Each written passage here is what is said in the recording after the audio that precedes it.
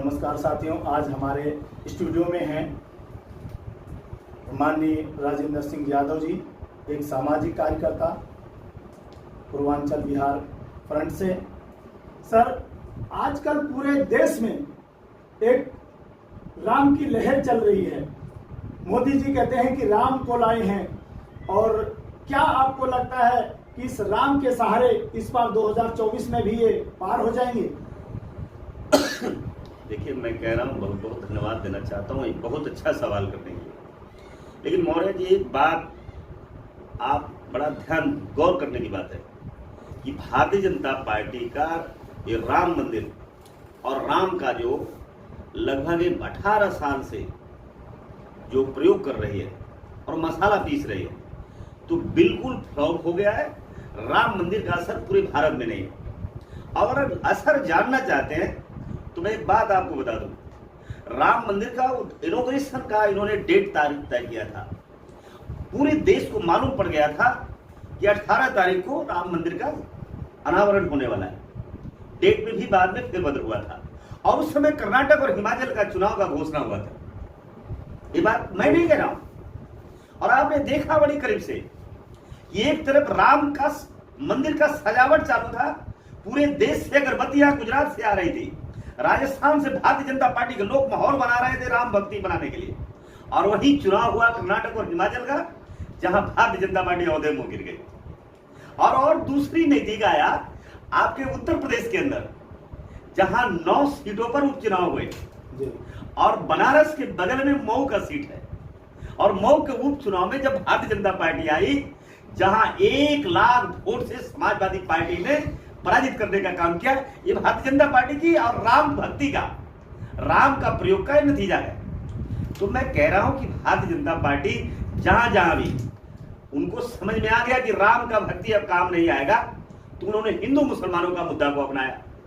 हिंदू मुसलमानों का मुद्दा उठाया करके पूरा मणिपुर को, पूरा ऐसी, आपको पता है कि नूह के अंदर मणिपुर और नूह यानी हरियाणा में आग के हवाले कर दिया, हिंदू मुसलमानों का दंगा कराया।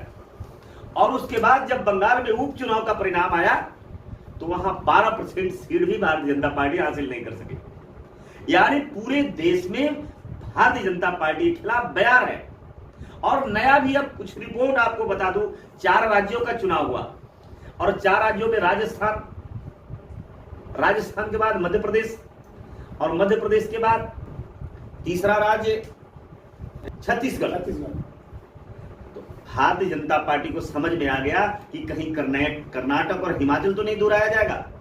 ईवीएम का सहारा लिया, ईवीएम के सहारा लेकर के किसी तरह से सत्ता में आ गई, जहां भारतीय जनता पार्टी के खिलाफ राजस्थान से लेकर मध्य प्रदेश से लेकर छत्तीसगढ़ तक बयार चल रहा था, तूफान था इनके खिलाफ में।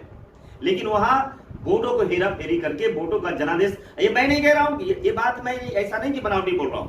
एक मैं आपको छोटा सा उदाहरण दे रहा हूं कि आपने बनारस का चुनाव का नरेंद्र मोदी जी का वोटिंग देखा था, जहां 6 लाख 6.5 लाख की पोलिंग थी, और 6.5 लाख में वहां पर 7,15,000 वोटों की गिनती हुई। और ये मैंने, आप लोगों ने ही सवाल उठाया था कि अगर 6 लाख की वोट पोलिंग होता है, वोट पोल होता है, और 7 लाख गिनती होती है, इससे साफ साफ मालूम हो जाता है कि भारतीय जनता पार्टी ईवीएम को सहारा लेकर के और सत्ता में आई है, नरेंद्र मोदी जी चुनाव जीते हैं। लेकिन अभी तो सुनने में यह भी आ रहा है कि राम का किरदार करने वाले अरुण गोयल वो खुद मैदान में है मेरठ से। हम कह रहे हैं कि अरुण गोयल जी को, हम कह रहे हैं कि राम को अपमान करते करते, और राम का इनका कुछ काम नहीं आया। एक गदा लेकर गए थे कर्नाटक के अंदर, और जो गदा का मार लगा, इतना बड़ा मार लगा कि आज तक जोगी जी को, मोदी जी को और अमित शाह का गर्दन सीधा नहीं हुआ। ये पता लगा लीजिए बात को, इतना बड़ा चोट उनको लगा है। यानी इनका इतना बड़ा लात मारे हैं, क्योंकि ये मार्केटिंग कर रहे थे हनुमान जी का। ये मैं नहीं बोल रहा हूं, ये मीडिया नहीं कह रहे, ये घास कर अपने सभाओं में बोलते थे कि हम गदा चला रहे हैं हनुमान जी का। और हनुमान जी का गदा का क्या परिणाम आया, ये पूरे देश देख लिया। और मैं कह रहा हूं कि जो राम का मंदिर का इनॉग्रेशन किए, मैं विरोधी नहीं हूं, हम कह रहे हैं हम भी जाएंगे। ये तुम्हारी बाप की जागीर नहीं है राम, ये अपमान क्यों राम को कर रहे हो? जो राम ने जिसको लाया, हमारे यहाँ परंपरा रही सीताराम और राजा राम की। हम लोग हमेशा कहा, गांधी ने कहा इस बात को, रघुपति राघव राजा राम, पतित पावन सीताराम। इस देश में भाईचारा का जो संदेश दिया, जिन्हें गोडसे खानदान के लोगों ने, गोडसे परिवार के लोगों ने, फिरकाप्रस्त लोगों ने हत्या कर दिया। आज वही गोडसेवाद और गांधीवाद की लड़ाई है देश पे। आज जब इनका ये जब कुछ काम नहीं आ रहा है, जब इनको लगा कि अब राम भी काम नहीं आने वाले हैं, भारतीय जनता पार्टी राम के राज्य में ही, उत्तर प्रदेश में ही, अयोध्या में हार रही है, फैजाबाद की सीट हार रही है, मैं दावे के साथ कह रहा हूं। तब इन्होंने कहा कि अब कोई काम नहीं कर रहा है, तो राम का किरदार करने वाले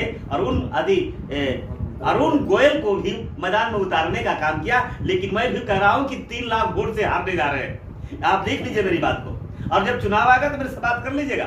वहां ये भी है, अरुण गोयल के जवाब में समाजवादी पार्टी ने जो वहां उम्मीदवार दिया है, जो इनके टक्कर में नहीं आ रहे हैं, भारतीय जनता पार्टी पूरे घबराहट में है। आप देख लीजिए, आज तक आप मुझे बताइए, सबसे बड़ी पार्टी अगर भारतीय जनता पार्टी देश में है, और सबसे पहले टिकट डिक्लेयर इनको करना चाहिए था। लेकिन इतनी घबराहट है कि विपक्ष के उम्मीदवार को आने के बाद वे अपना उम्मीदवार दे रहे हैं, कभी 4 हो, कभी 7 हो। लेकिन आप मुझे बताइए, जो विपक्ष के उम्मीदवार ने, कांग्रेस पार्टी, समाजवादी पार्टी, जो महागठबंधन है, कब के अपने उम्मीदवारों को सूची जारी कर दिया। लेकिन भारतीय जनता पार्टी को आज भी हिम्मत नहीं है कि अपना उम्मीदवार ऐलान कर दे। ये पूरी हताशा है, भारतीय जनता पार्टी हार रही है। और एक भी मैं कह रहा हूं आपको कि भारतीय जनता पार्टी 400 की बात तो छोड़ दीजिए, भारतीय जनता पार्टी का विपक्ष नहीं बनने वाला है। भारतीय जनता पार्टी पूरे भारत से सफाया हो रहा है, डंडे लेकर लोग खोज रहे हैं भारतीय जनता पार्टी के कार्यकर्ता और नेता को।